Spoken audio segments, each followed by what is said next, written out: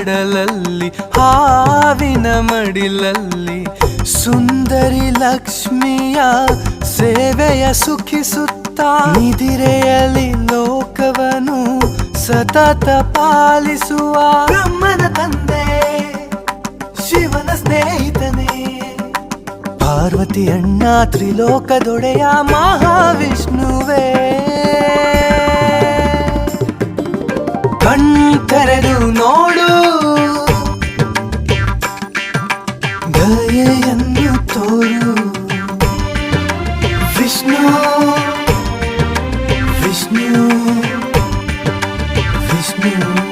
ಆಪತ್ಪಾಂಡವ